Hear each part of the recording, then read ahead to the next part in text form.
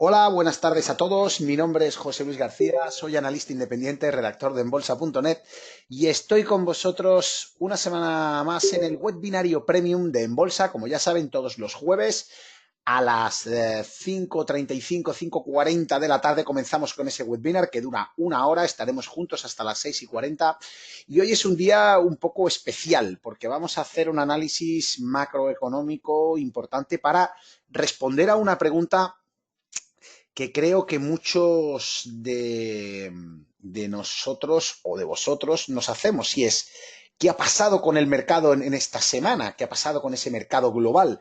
¿Qué ha pasado con el mercado americano? ¿Estamos en una corrección del precio? ¿Hemos hecho ya un techo de mercado? ¿Ese techo va a ser el máximo techo del mercado que vamos a ver? ¿Estamos a las puertas de un calentamiento de la economía global? ¿Estamos a las puertas de una posible recesión macro? Silenciado. Sonido ¿O reactivado. simplemente esta corrección es una buena oportunidad para cargar las carteras y volver a intentar nuevos movimientos al alza? Yo creo que esas dudas que nos surgen, esas dudas que tenemos, creo que las podemos solventar. Yo voy a intentar solventarles una parte en el día de hoy, que creo que es algo que no hacemos normalmente, y es profundizar en la situación macroeconómica. Y profundizar en la situación macroeconómica me voy a apoyar sobre todo en unos informes que ha publicado uno de los, para mí, se puede decir uno de los institucionales más importantes quizás en el mundo. Haya dos, para mí hay dos grandes bancas institucionales o dos grandes casas de análisis. En Estados Unidos está Goldman Sachs, que para mí creo que es indiscutiblemente el número uno del mundo, y para mí en Europa el número uno del mundo es UBS, ¿vale? Unión de Bancos Suizos. Bueno, pues hoy os traigo unos informes sobre UBS que creo que, bueno, van a ser bastante interesantes. Ya sabéis, como siempre, lo primero, os he dejado la advertencia legal para que la leáis y recordaros que tanto en la pérdida de contado como en la operativa apalancada declinamos toda la responsabilidad por decisiones de compra o venta de títulos, acciones o activos cotizados por influencia de las opiniones que vamos a verter en el webinario de hoy o replicando alguna de las posiciones que publiquemos o que hablemos durante la sesión.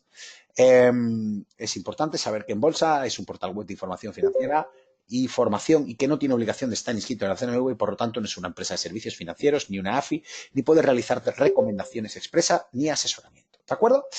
Bueno, pues lo que nos hemos encontrado es con un varapalo tremendo en el mercado americano.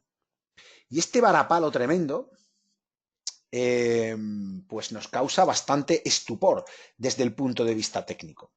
Porque si nos fijamos bien, podemos ver cómo realmente la gráfica que muestra el mercado a nivel global, es decir, ese Dow Jones Global, pues realmente nos ha mostrado una imagen bastante complicada.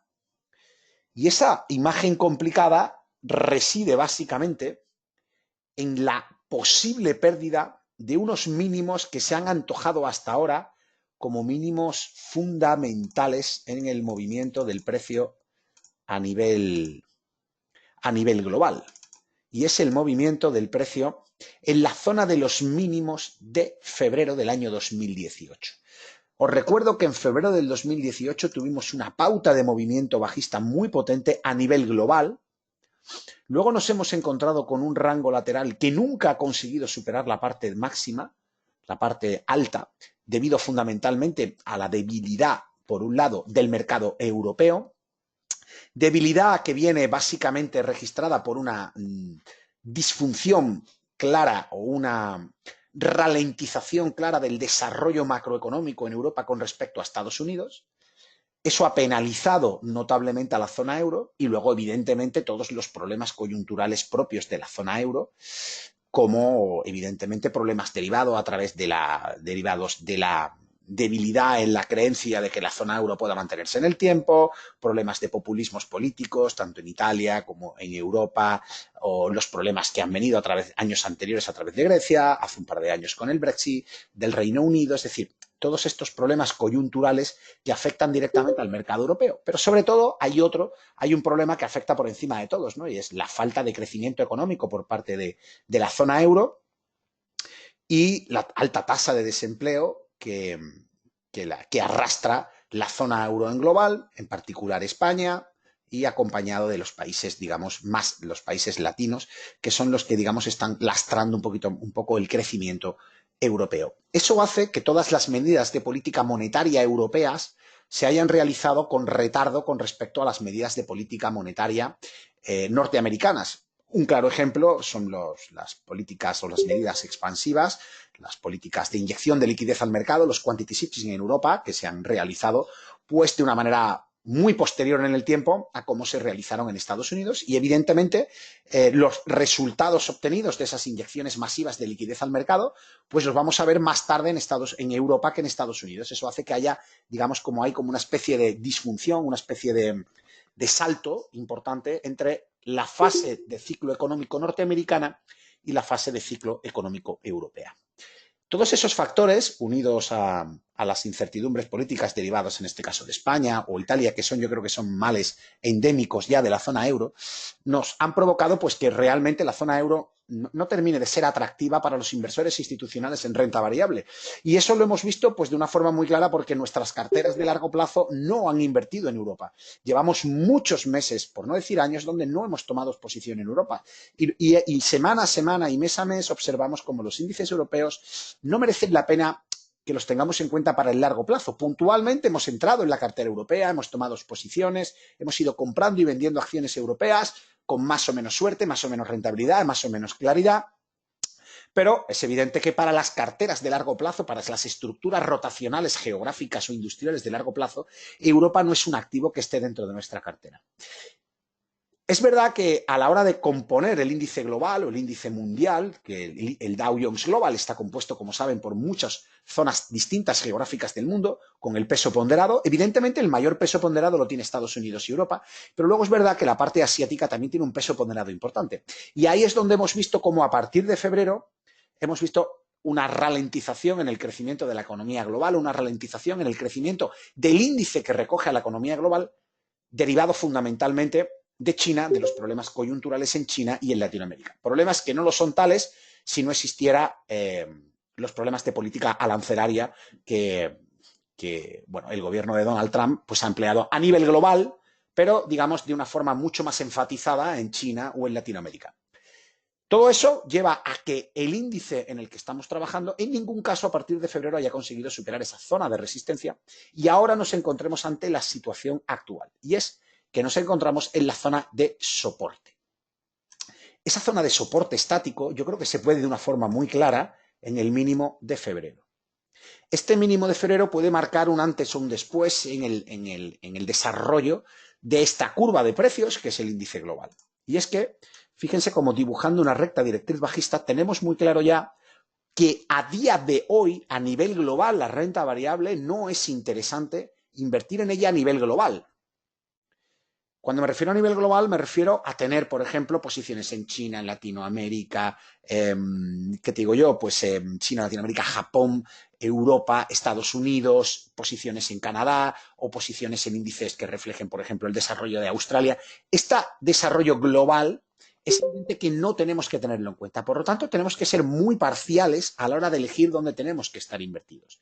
Y esa parcialidad es lo que nos ha llevado muchas veces a que nuestra cartera de largo plazo esté inversida fundamentalmente en Estados Unidos, no hayamos entrado en Europa y en Asia pues hayamos basculado. Hemos estado en China hasta que empezaron las políticas agrias arancelarias y con respecto a Estados Unidos, con respecto a China. A partir de ahí salió de nuestras carteras. Y ahora pues estamos buscando posiciones en Japón y nos mantenemos al margen un poco de la India, ¿no? Todo eso hace que realmente en Latinoamérica tampoco estamos. Ya saben que todavía tenemos hay un problema bastante importante dentro del problema político y económico, desarrollo económico dentro de Brasil y está lastrando claramente al índice latinoamericano que utilizamos para replicar, que es ese índice LATAM, donde se incluye México, Brasil, Chile, Perú. Los grandes índices latinoamericanos se ven mal, por lo tanto, todo esto desarrolla que el movimiento de precios del Dow Jones Global sea un movimiento bajista. ese movimiento bajista, perdiendo la zona del mínimo de la onda A, que tenemos dibujada en el gráfico, nos llevaría a construir una onda C, que es la que estamos marcando en el gráfico. Ojo, porque esta onda C, como saben, es un proyecto, normalmente las ondas C se mueven en 5, al igual que las ondas A se suelen mover en una ABC, las ondas C se mueven en 5, tampoco hace falta que estructuralmente haga una perfecta onda 5, pero normalmente suele hacerlo. Por lo tanto, quiere decir que podríamos estar un tiempecito viendo esta corrección. Evidentemente, en el gráfico semanal no se aprecia bien. Tendríamos que bajarnos a un gráfico diario para ver cómo se descompone esta onda bajista C. Pero lo que sí podríamos ver son fijarnos dos niveles de referencia muy importantes. Si todo esto a nivel global es un impulso de base a techo, es evidente que en todo este impulso deberíamos marcar unas zonas relevantes de posibles soportes de Fibonacci. Fijaros que simplemente cogiendo el tramo máximo alcista, tenemos un Fibo 38 en el nivel de 366, que por otro lado, si cogemos el tramo A y lo proyectamos del tramo B a la baja, nos daría prácticamente la zona del 38. Por lo tanto, para mí, dos referencias claves en este proceso correctivo. Primero, el mínimo de febrero del año 2018, que está a las puertas, mínimo de febrero del año 2018, que lo tenemos muy cerca, es la línea azul. Y segundo lugar, Fibonacci 38 de todo el impulso alcista. Fíjense lo que estamos hablando, señores. Estamos hablando de que en un desarrollo alcista tremendo, espectacularmente alcista, que comienza en 270 puntos y se va hasta 425, es decir, estamos hablando de un movimiento alcista de prácticamente un 60% de revalorización con 156 puntos al alza. Estamos al borde del pánico porque vamos a recortar al 38% de ese tramo. ¿De acuerdo? Por lo tanto, la pregunta es, ¿ese recorte al 38% es solo el inicio de un gran recorte o es el recorte a secas? Porque ese recorte a secas lo que nos hace es dar la oportunidad de entrar en una corrección de aproximadamente un 14% del mercado global. Esa caída del 14% del mercado global nos abre la oportunidad de poder meter activos dentro de nuestra cartera un 14% más barato que hace un año, cuando en enero del año 2018 se marcó el máximo de 425 en el índice global. Por lo tanto, señores, es una oportunidad. ¿Consideran que es una oportunidad o consideran que no es tal oportunidad, sino que es el inicio de algo de mayor profundidad y de mayor calado? Es decir, las bases del calentamiento del ciclo económico que den la entrada a una recesión. Esa es la pregunta. Denme su opinión. ¿Piensan que estamos simplemente en un proceso correctivo y por lo tanto es una gran oportunidad de compra? ¿O piensa que estamos ante el inicio de un proceso que esto es el inicio del movimiento de caída que antecede con 6 meses de antelación a una recesión económica?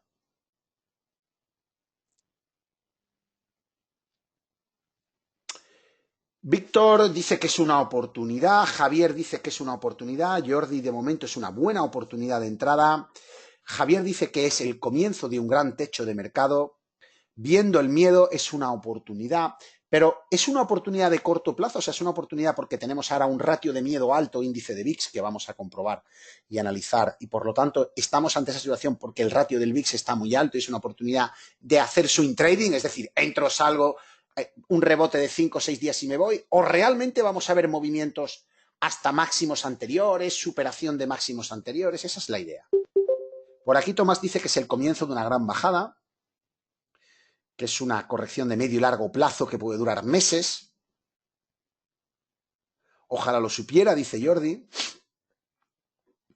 Bueno, yo no lo sé, pero podemos aportar algo de luz con datos, ¿no?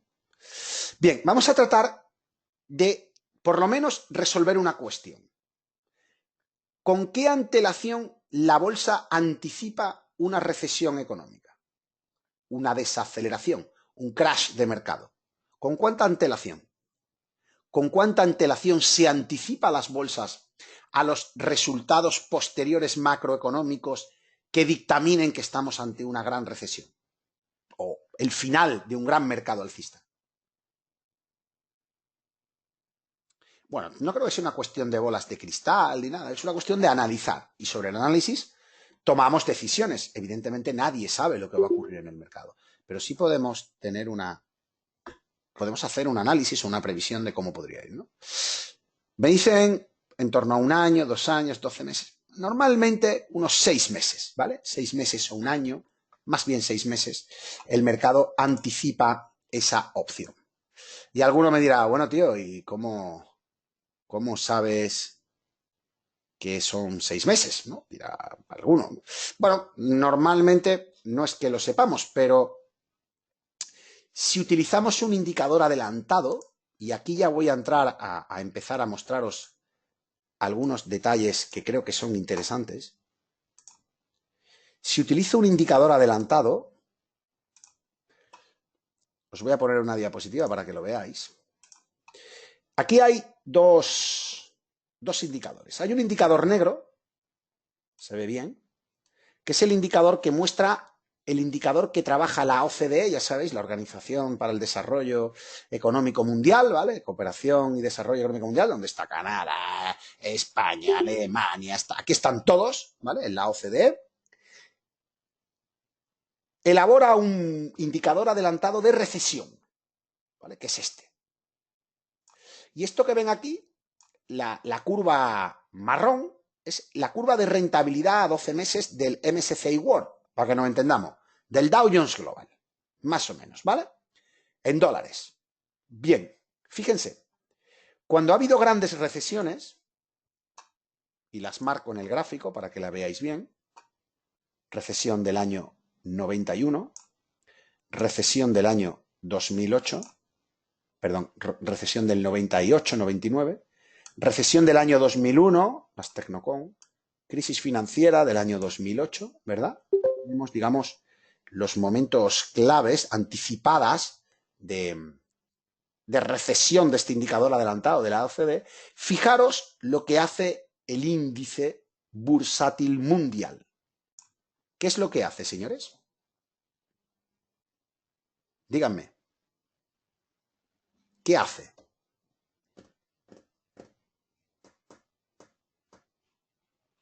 ¿Van iguales? ¿Son convergentes? ¿Tienen una alta correlación? El ciclo bursátil y el ciclo económico adelantado, como recesión, ¿van parecidos? ¿Van similares? No, van distintos. Fíjense, entra la recesión del año 2001, el indicador adelantado 6 meses entra en negativo y el indicador de rentabilidad de la MSCI World entra en negativo. Entra en negativo en el año 90, los dos al unísono. Entran en negativo en el 95 al unísono. Entran en negativo en el 2008 al unísono. Entran en negativo en el año 2011-12 al unísono. Entran en negativo en el 2015 al unísono. Señores, 1, 2, 3, 4, 5, 6 veces que el indicador, 6 meses adelantado de posible recesión, ha entrado en zona negativa, la rentabilidad, o sea, el índice de renta variable, entra en zona negativa. Por lo tanto, la pregunta es, si hay una alta correlación entre el índice adelantado 6 meses y el índice, ¿cuánto tiempo se adelanta realmente la bolsa a los posibles datos de recesión? Esa recesión luego puede ser profundizar en el tiempo o no. ¿Cuánto se adelanta? 6 meses. ¿Vale? ¿Ok? ¿Queda claro? Bien.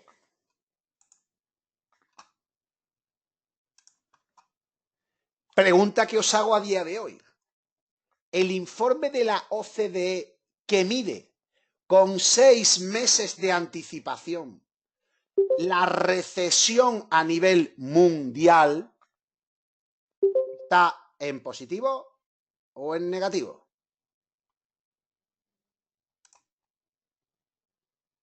Está en positivo. ¿Está cerca de la línea cero o alejado de la línea cero?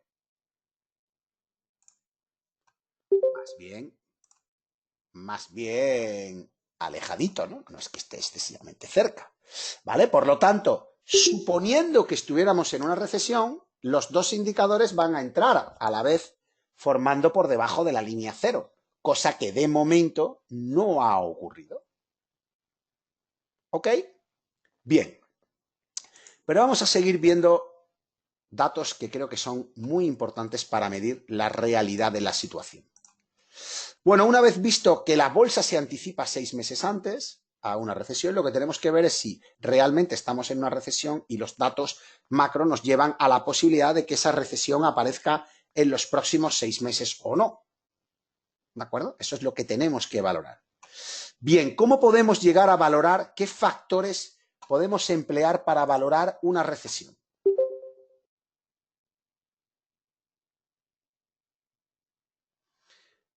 Algunos de los factores que podamos emplear para medir una recesión, ¿vale? Yo os he sacado aquí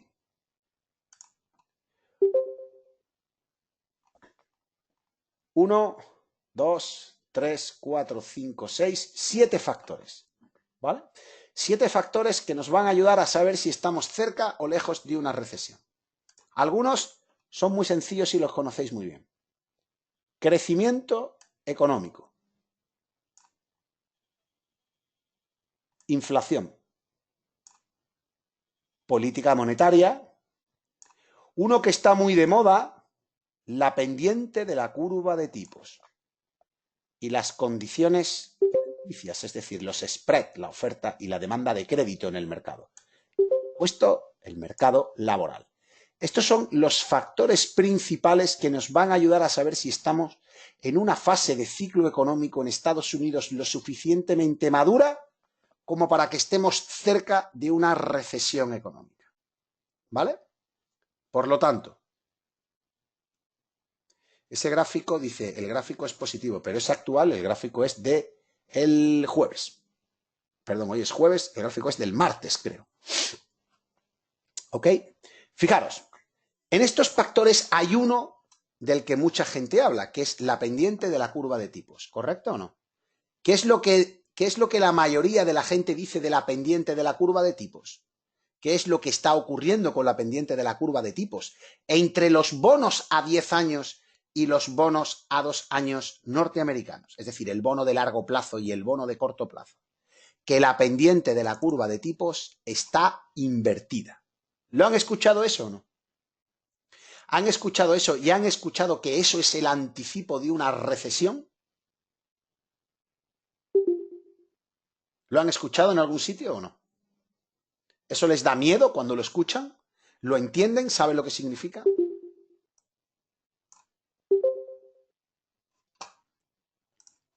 Vamos allá.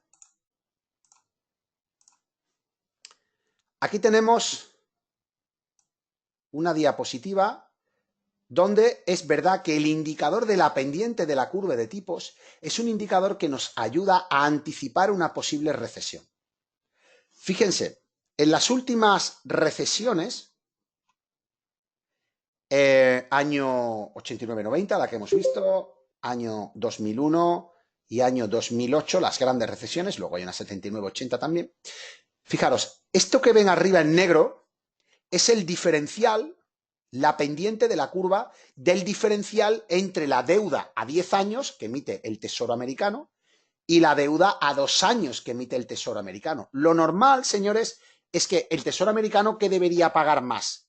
¿Por la deuda a 10 años o por la deuda a 2 años? ¿Por cuál de las dos tendría que pagar más?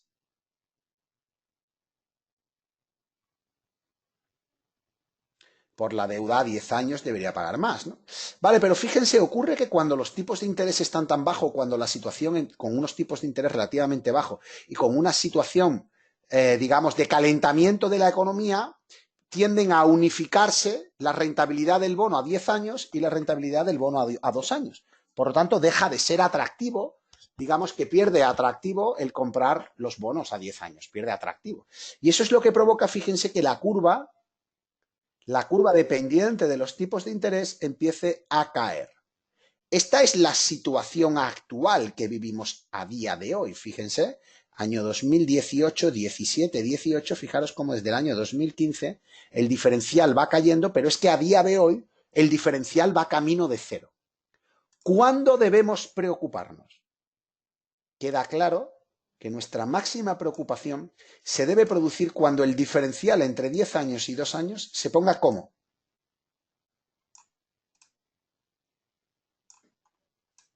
¿Cómo tiene que ponerse ese diferencial? Muy bien. José Javier, Jesús, muy bien. Venga, participen, señores. Intenten, si se pierden o necesitan que repitamos algo, me lo dicen y lo repetimos, ¿vale? Esto es un poco, yo sé que igual es un poco aburrido, pero yo creo que si lo escuchan con atención, quizá les pueda dar bueno, una idea, una perspectiva bastante interesante de cómo está la situación, ¿vale? ¿De acuerdo? Bueno, cuando la curva empieza a meterse por debajo de cero, es cuando empieza el problema. Ahora, la siguiente pregunta sería, cuando la pendiente de la curva de tipos en Estados Unidos entre el bono a 10 años y el bono a 2 años se coloque por debajo de cero, ¿con cuánto tiempo de antelación nos avisa de una recesión? Esa es la pregunta, ¿no? Porque la curva no se mete por debajo y automáticamente se produce la recesión, ¿vale? Es el anticipo de una recesión, pero no es lo que provoca la recesión. Es un indicador adelantado. La pregunta que les hago es, ¿cuánto tiempo adelanta la recesión la introducción de ese diferencial por debajo de cero? ¿Con cuánto tiempo lo adelanta? Fíjense, en el 90 fue 18 meses, en el año 2001 13 meses y en el año 2008 unos 24 meses. La media nos dice que la pendiente entre los 10 años y los 10 años es negativa de la curva de tipos y eso ha anticipado todas las recesiones. Y es probable que en el año 2019-2020 es probable que pueda anticipar una recesión.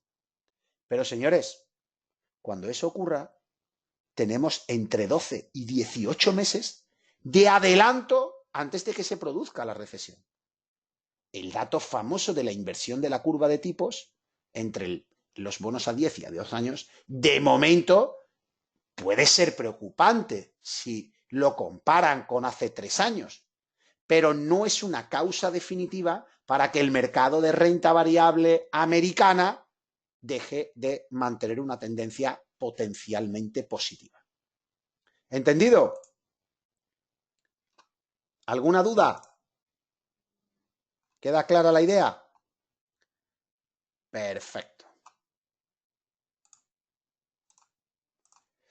Con lo cual acabamos de ver cómo, desde el punto de vista de la pendiente de la curva de tipos y según el análisis de Unión de Banco Suizo, UBS, la curva de tipos está en una zona, bueno, un poquito más de zona intermedia, pero todavía lejos de la parte, digamos, muy preocupante. Un factor que suele ser determinante en las recesiones o en las crisis económicas es la inflación. ¿Por qué?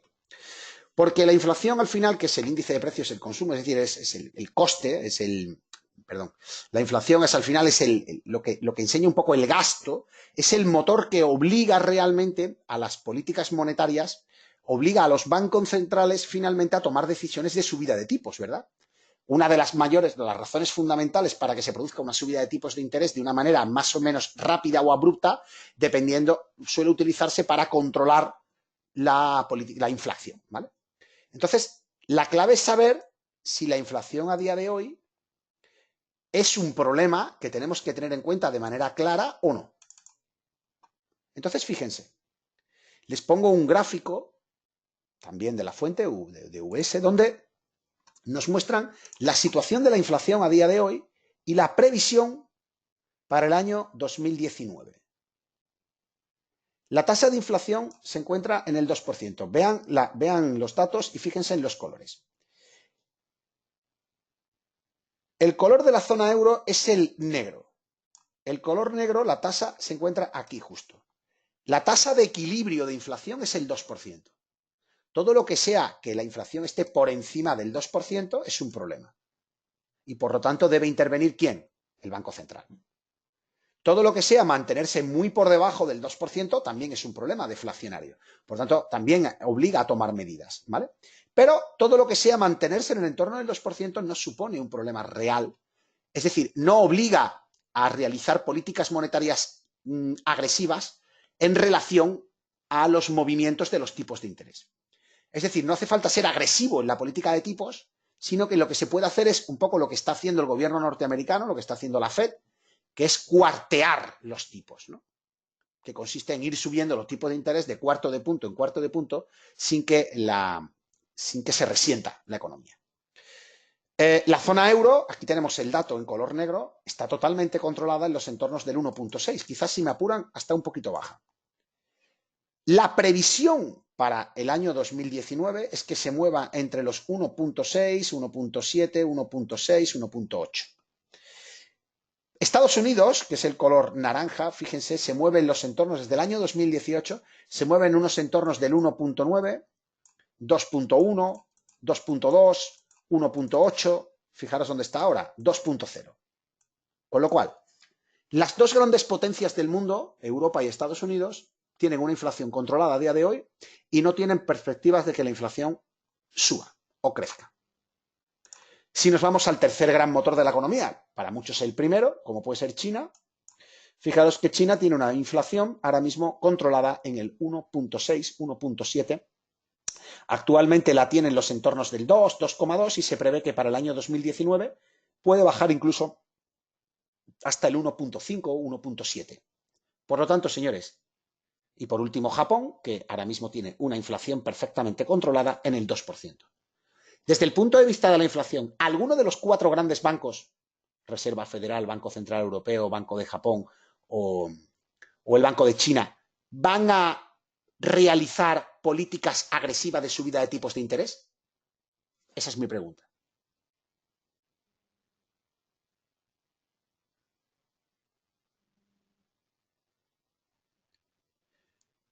Y si no hay políticas agresivas de subida de tipos de interés, hay problemas alarmantes de corto plazo en que la curva de diferenciales, el spread entre la oferta y la demanda crediticia en el mercado de crédito, se vea bruscamente perjudicada y eso cree un problema dentro del inversor de economía doméstica. A día de hoy no. Por lo tanto, desaparecen dos grandes problemas. Una subida fuerte y rápida que provoque endeudamientos, que le vendría muy bien a los sectores financieros y asegurados, por supuesto. Y en Europa sería muy bien avenido porque son sectores que tienen un peso muy importante. En Estados Unidos no tanto. Pero, es decir, le perjudicarían bastante a las empresas que tuvieran un ratio de endeudamiento alto. Y si esas empresas con ratio de endeudamiento alto a día de hoy están dando buenos beneficios empresariales, una subida de tipos agresiva provocaría una reversión quizás de esos beneficios empresariales de muchas compañías norteamericanas y, por lo tanto, digamos que lo atractivo que es la renta variable vía dividendo en el mercado americano desaparecería.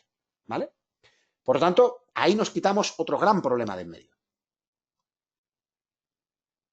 ¿Vale? Perfecto.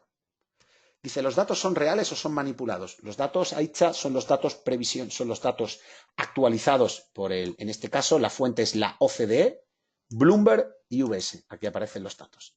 Si los datos de la OCDE, de la Organización Mundial para la Cooperación y el Desarrollo Económico a nivel mundial, pues están dopados, o los datos de Bloomberg también están intervenidos o manipulados, yo ahí no te puedo decir. Para mí, la fuente de datos, OCDE, Bloomberg y UBS. ¿De acuerdo? Bien. Segundo problema que nos quitamos. Ya nos hemos quitado tres. Hemos quitado la inflación y hemos quitado el diferencial de la curva de tipos. Señores, políticas de crecimiento. ¿Cómo va a ser el crecimiento económico? ¿Cómo va a ser el PIB de las grandes zonas a nivel mundial? ¿Tenemos previsiones de PIB positivas?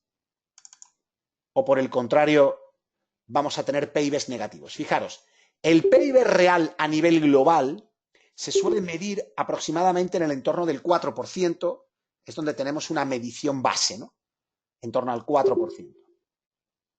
evidentemente, con movimientos y desarrollos que van surgiendo. Pero fijaros cómo en los últimos años el PIB global, el Producto Interior Bruto Real global de la economía a nivel global, se suele mover eso entre el 3 y el 4%.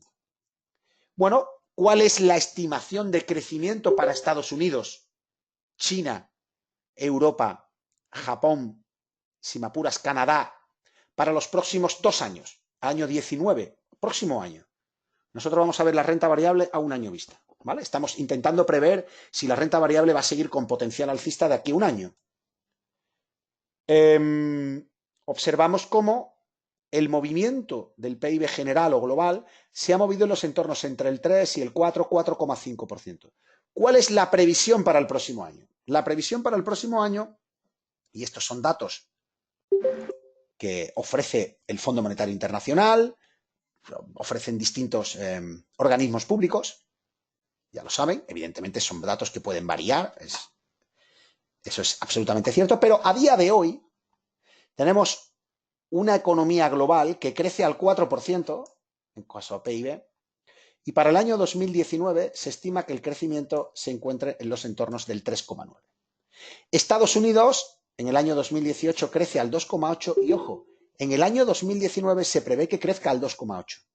Es decir, Estados Unidos no tiene previsión de reducir su crecimiento económico para el próximo año.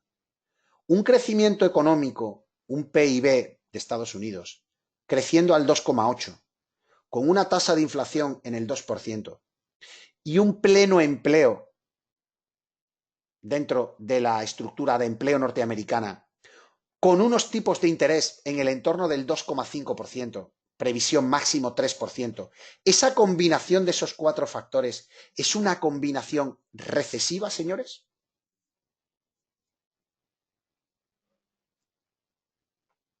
¿2% de inflación, 2,5, 3% tipos de interés, pleno empleo en Estados Unidos y crecimiento al 2,8?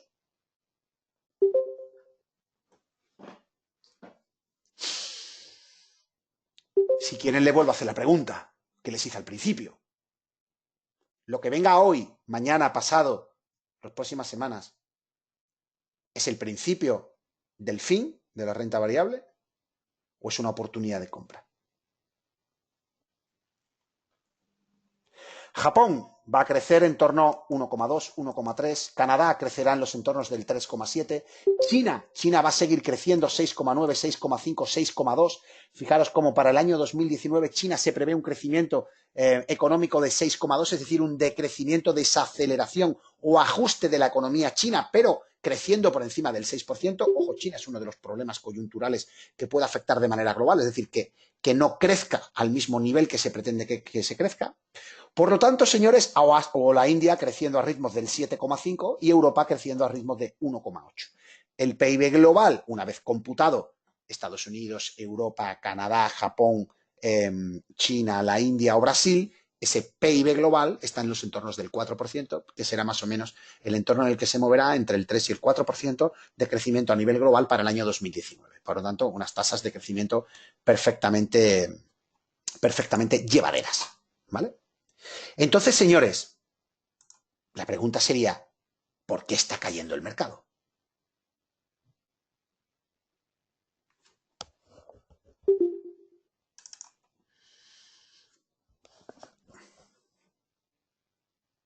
Pero ¿qué pasará con la zona euro? Dice Europa, dice el compañero Juan Carlos. La zona euro, vamos a extrapolarlos todos. En la zona euro nuestra tasa de desempleo es mayor, mejorando, pero mayor.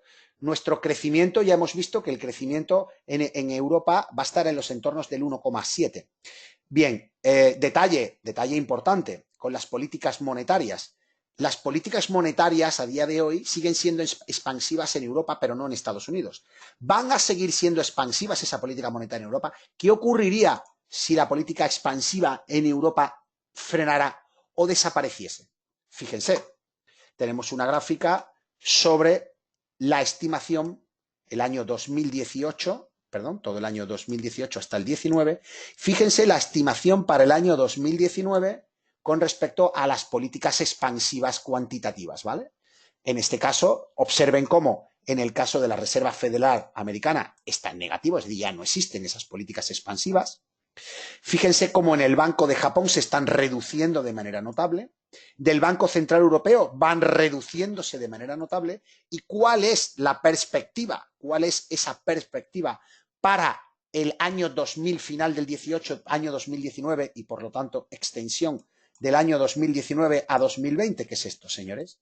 Final del 18 y extensión, la suma de las políticas cuantitativas expansivas de Estados Unidos, Inglaterra, Banco Suizo, Banco Central Europeo y Japón es la línea roja.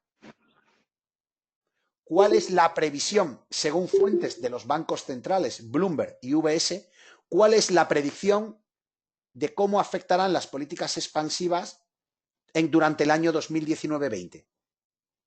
Será negativa, es decir, desaparecerán las políticas expansivas.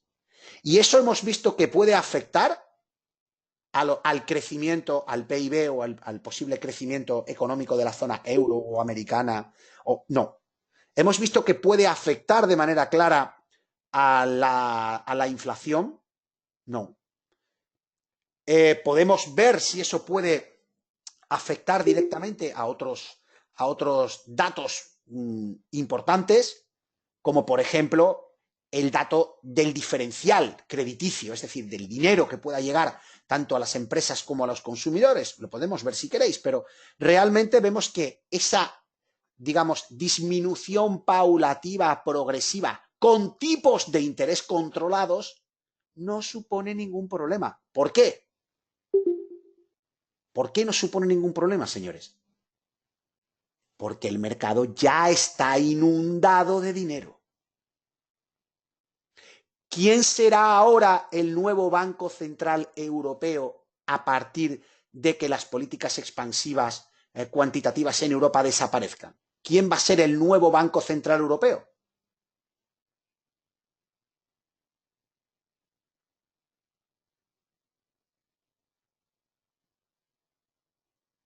La banca. La banca que se ha hinchado a captar dinero de los bancos centrales a unos tipos negativos, bajos, diferenciales bajos, serán los nuevos financiadores del mercado.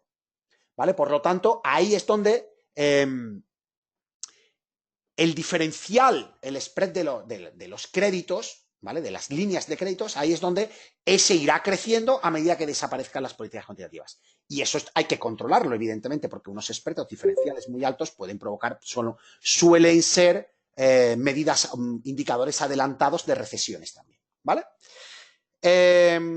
Por lo tanto, señores, dice Francisco, ¿por qué los mercados tienen impulso? Dice, porque los mercados tienen impulsos y correcciones. El americano, está en máximo y lo normal es que corrija. La excusa es la guerra de los aranceles con China.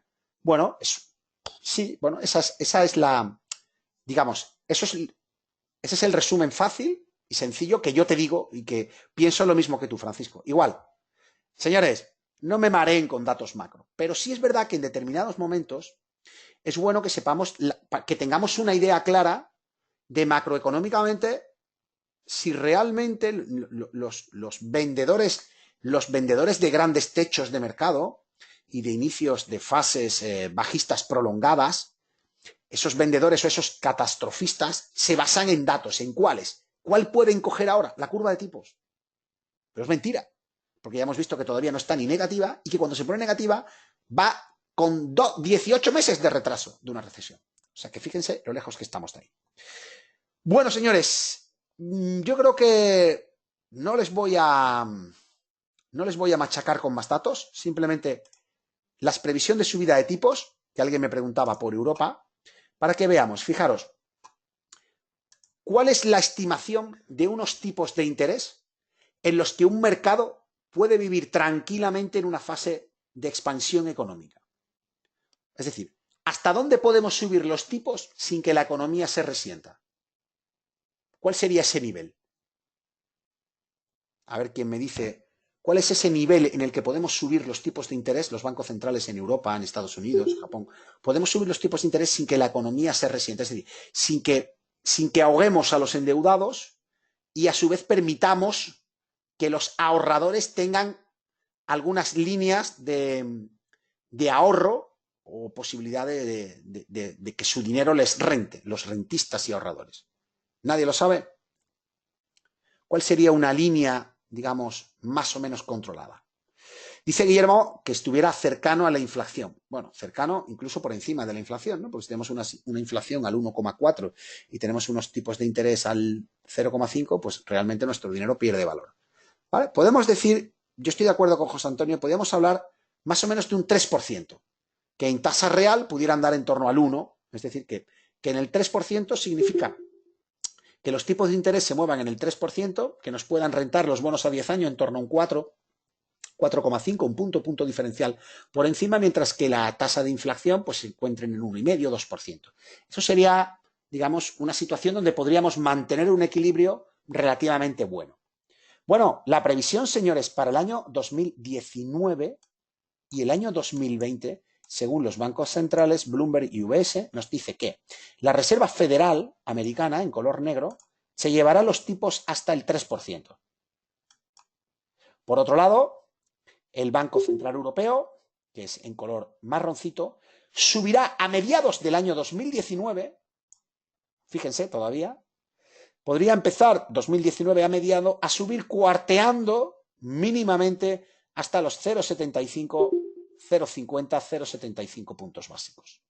Y el Banco de Inglaterra, moviéndose actualmente, se podría mantener moviéndose entre los 0,75, entre los 0,5 y 0,75 puntos básicos tipos de interés. Señores, con esos tipos de interés, ¿ustedes piensan que hay algún problema en el diferencial de crédito con esos tipos de interés? ¿La curva diferencial de crédito va a presentar algún problema? Fíjense. Las condiciones crediticias, fíjense dónde está actualmente. Si es que está muy por debajo de la media. Muy por debajo de la media. Por lo tanto, señores, yo creo que está claro que estamos en una situación muy ventajosa en ese aspecto. Es que no estamos ni cerca de estar en la mitad. Y voy a terminar esta exposición de datos macros con unos datos que creo que son bastante interesantes también. Como son, fijaros, el famoso indicador adelantado de la OCDE, que os comentaba antes, que es el que nos habla de la posible recesión. Aquí vienen algunos datos, sobre todo datos relacionados con el diferencial de crédito que os estaba comentando y con la creación, con el tema del empleo, ¿no? Que es otro de los grandes caballos de batalla, quizás ahora mismo, los dos grandes problemas internos de Estados Unidos, quizás sean el diferencial de la curva de tipo, lo que da más miedo, y el dato del empleo, ¿no? Fijaros, el indicador adelantado de la OCDE actualmente está en 2,6. Pues el umbral de recesión debería de estar por debajo del 2,0, ¿vale? Con lo cual estamos alejados. ¿Y cuánto tiempo adelanta la recesión? 5 meses. ¿De acuerdo? O sea, que si dentro de 3 meses el indicador adelantado de la OCDE llegara a 1,8, todavía quedarían 5 para que otros datos empezaran a cantar recesión. Peticiones de subsidio de paro. Actualmente están en 216. Deberían ser mayores a 350. ¿Vale? Con lo cual, esto adelanta 2 meses. Y aquí adelanta 2 meses. Creación mensual de empleo. 185 debería estar por debajo de 80.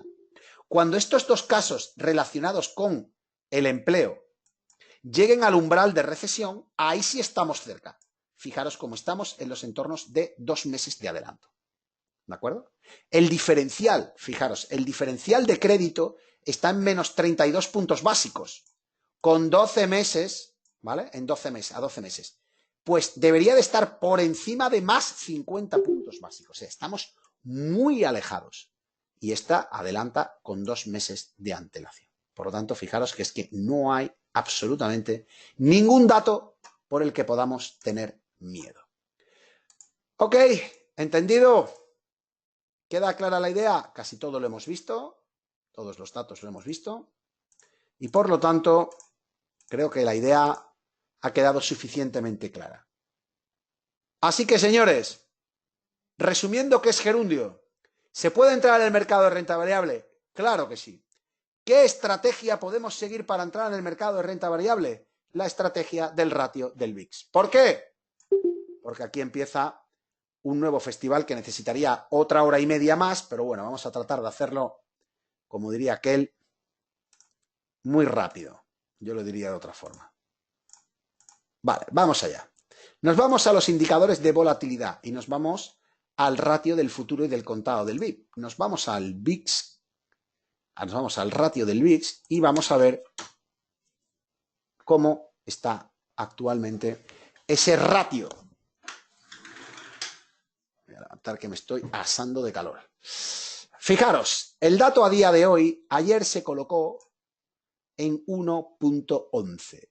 Hoy estamos en esta vela que ven actualmente. Recordar que el ratio del VIX debe mantenerse por encima de 1, cosa que ya ha hecho. Y posteriormente, ¿qué debe hacer, señores? Bajar por debajo de 1. ¿La gente tiene miedo? Aquí tienen el Fit and Grit Index de la CNN. 9. Miedo extremo. Mucho miedo. ¿Vale? Con lo cual, bien. El ratio del mix disparado por encima de 1. Bien. ¿Podemos entrar? Perfectamente. Cuando el ratio del VIX se coloque por debajo de nuevo de 1. ¿Entendido? ¿Alguien no entiende el concepto del ratio del VIX?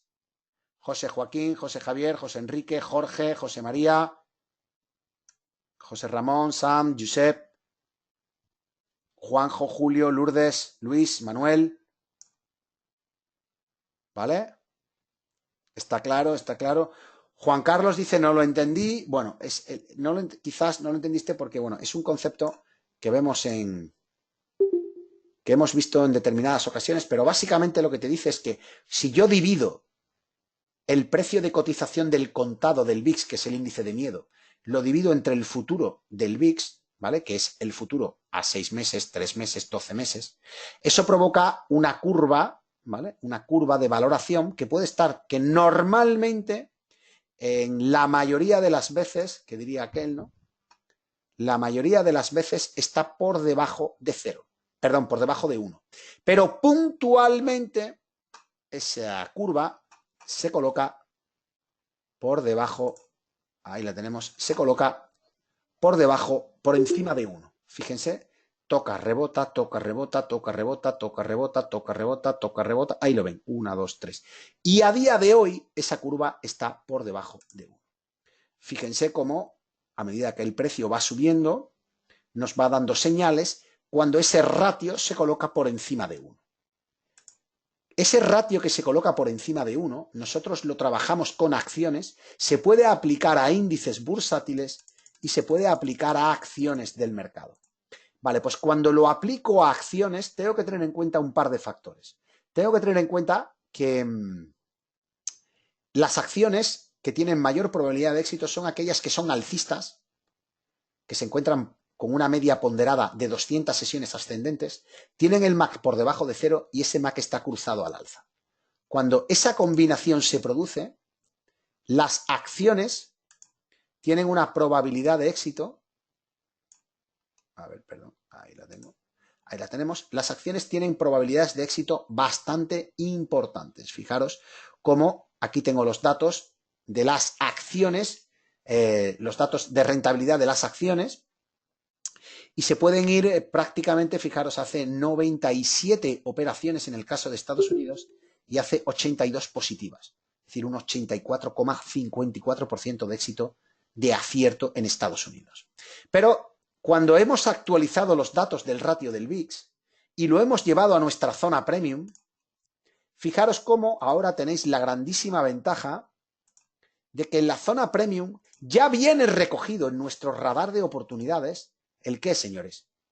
Viene recogido las acciones americanas y las oportunidades que aparecen en ella. Y observen, cuando pincho en radar de oportunidades y pincho en la sección americana de oportunidades, fijaros cómo me dice que el ratio del VIX tiene a día de hoy un 89,47% de probabilidad de éxito si la operación llega a concretarse.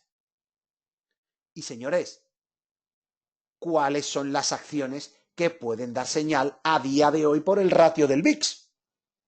Pues bajan un poquito y dice, elijo la técnica que deseo. Y la técnica que deseo es la técnica del ratio del VIX. Pincho en la técnica del ratio del VIX. Y me dice que en la técnica del ratio del VIX hay 11 empresas posibles. De todas ellas, le voy a decir que quiero aquellas que tengan la industria fuerte, ¿no? No voy a querer una que tenga industria débil, por lo tanto me voy a las que tengan industrias fuertes. Ratio del VIX con industria fuerte, me dicen que hay 9 compañías. Bueno, pues estas son las 9 acciones que aparecen. De estas 9 acciones yo os quito 3, que son Tenet Healthcare, porque su timing es -2, Jazz Pharmaceutical, que su timing es -2, y DirecTV, ¿vale? Con lo cual nos quedamos, porque ya tiene una tasa muy baja de fortaleza. Nos quedamos con Gingworth Financial, National Oil Wells Barco, Foot Lockers, Entergy Corporation, American Towel o United Parcel Service. Esas son las compañías que vamos a vigilar por el ratio del VIX. Fíjense, he creado una lista vigilando USA y aquí tengo, primero, American Tower. Fijaros, American Tower es una compañía alcista con fuerza positiva en gráfico semanal, aquí lo ven, ¿vale? Fíjense, fuerza positiva, alcista en fase correctiva y observen el detalle. El MAC está cruzado al alza, arrancando al alza en un movimiento de pánico, intentándolo, no sé si lo conseguirá, pero de momento intentándolo, por eso la quiero. Centerpoint Energy, compañía alcista, fuerza positiva, corrigiendo, manteniendo la tendencia alcista y con el MAC de nuevo cruzado al alza.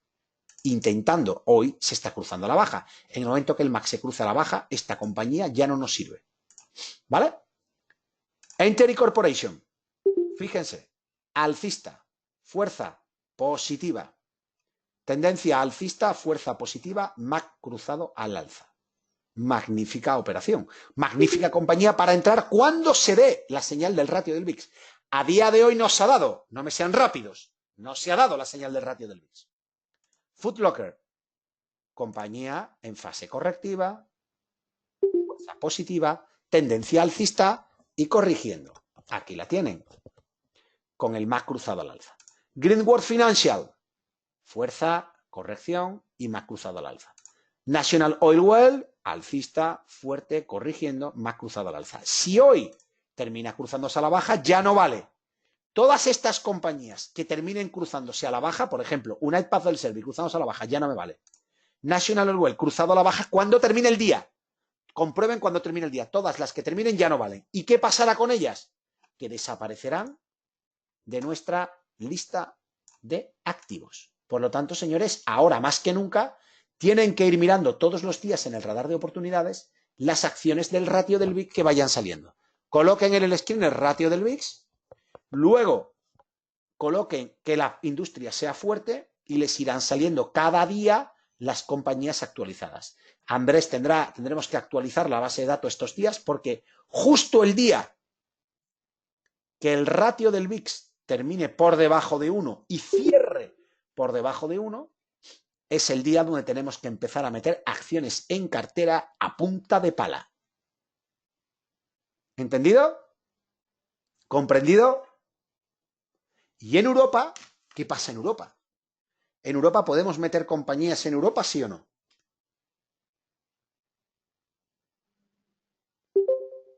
¿Podemos meter compañías europeas, sí o no, señores? Pues hay una forma para salir de esa duda, ¿no? Si tenemos esa duda, podemos salir de ella fácilmente, ¿no? ¿Cómo podemos salir de esa duda? Simplemente mirando, fijaros qué sencillo. Me vengo a En Bolsa Premium, me voy a radar de oportunidades y me voy a acciones europeas y le digo ver. Y digo, bueno, pues si hay un ratio del VIX y el mercado va a subir, pues voy a comprar acciones europeas por el ratio del VIX. Y mirad qué me dice. Ratio del VIX, probabilidad de éxito, 56%. ¿Por qué? Si el ratio del VIX afecta a Estados Unidos, ¿por qué no afecta igual de positivamente a Europa? ¿Por qué no afecta positivamente a Europa ese ratio del VIX?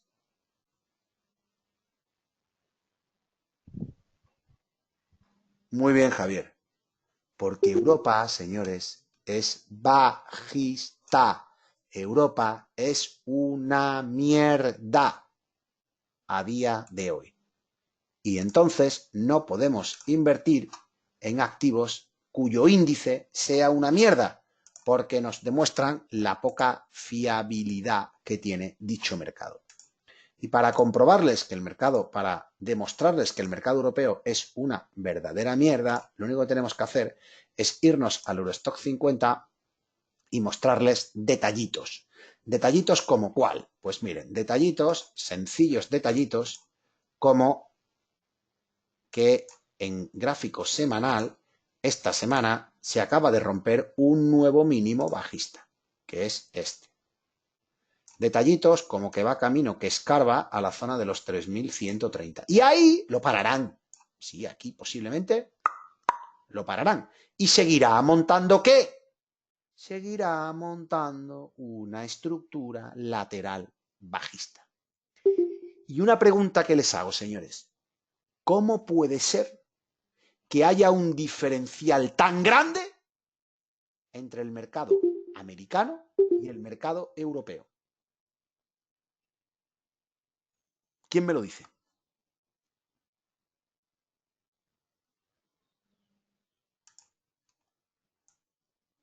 ¿Cómo puede ser? Nos quedan breves minutos, pero creo que esto les va a gustar, la reflexión. ¿Cómo puede ser que haya una diferencia tan importante entre el mercado europeo y el mercado americano?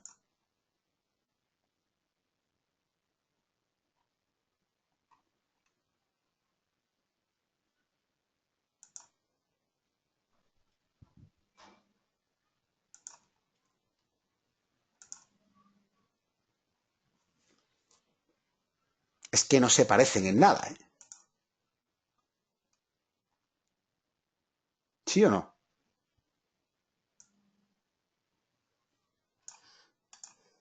¿Cuáles son los mayores sectores del mercado americano?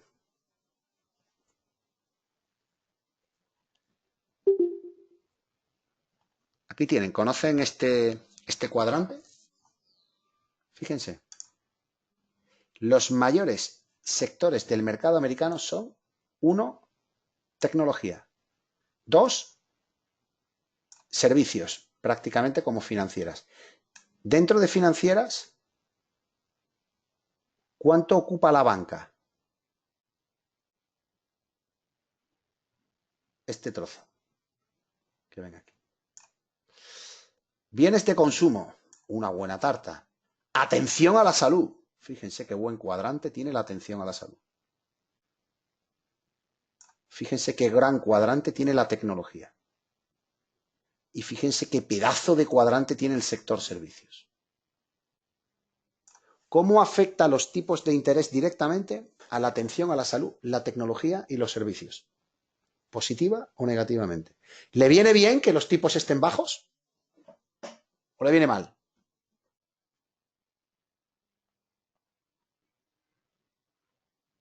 ¿Cómo le viene? ¿Bien o mal?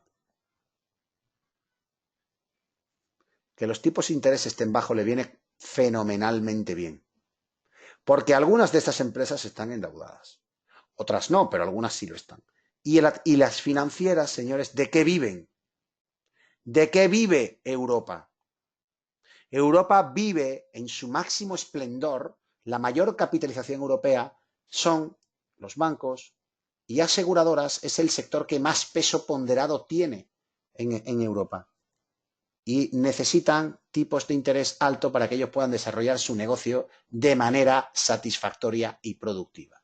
Y como los tipos de interés están muy bajos, y no solo están, sino que se prevén que van a seguir estando, pues la banca y las aseguradoras, entre otros sectores, entre otras industrias a nivel europeo, están muy claramente perjudicadas y eso lastra a que el resto de compañías pueda tirar del mercado. Sin embargo, en Estados Unidos, la tecnología, la atención a la salud y los servicios de consumo son a día de hoy los tres pilares básicos de donde están invirtiendo los institucionales. ¿Y cómo lo sabemos?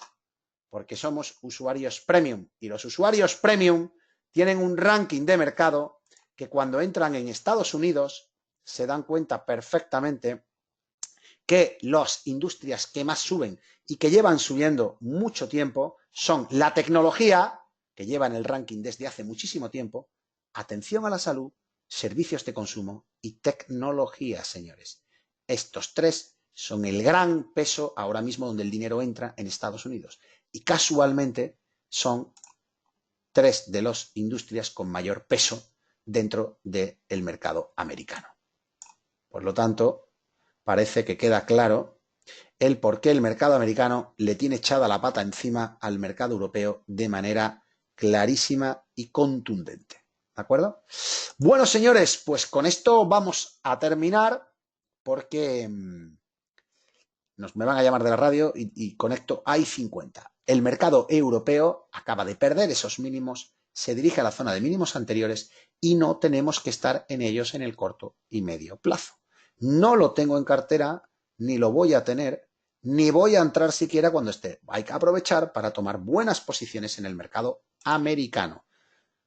En el mercado americano, donde no vemos calentamiento de la economía, no vemos recalentamiento de la economía y donde creemos que todavía podemos tener un año más de potencial alcista. No quizás de grandes dígitos, pero sí con posibilidades interesantes. Y en el mercado americano, estas caídas que ven aquí son perfectamente aprovechables para entrar en niveles pues, más positivos, ya sea en el S&P, ya sea en el Nasdaq o ya sea en el Dow Jones, ¿de acuerdo? Por lo tanto, vamos a entrar por ratio del VIX, vamos a entrar por las acciones y vamos a seguir creando cartera de acciones. El lunes, una vez que pase el día de hoy y mañana, quizás el ratio del VIX haya caído por debajo de 1 o en 2 o 3 días más y entonces tendremos preparadas y seleccionadas todas esas acciones donde podrán entrar. ¿Qué ha hecho el oro, señores? Pues a río revuelto, ¿no? Ganancia de pescadores. Aquí tienen al oro como lo que ha hecho es aprovechar todo lo que está ocurriendo para rebotar al alza a los entornos de los $1.250 la onza, zona desde la cual posiblemente le toque sufrir un poquito. ¿Por qué? Porque el ratio del VIX determinará en qué momento se le acaba la capacitación al oro. Y aquí llega la radio. Sí, dígame. Vale, ¿cuánto tardo para entrar? Pues 3 minutos. Sí. 3 minutos. Venga, 3 minutos, 3 minutos. Llámame cuando esté justo en la antena. Venga, hasta ahora. Vale. Adiós, adiós.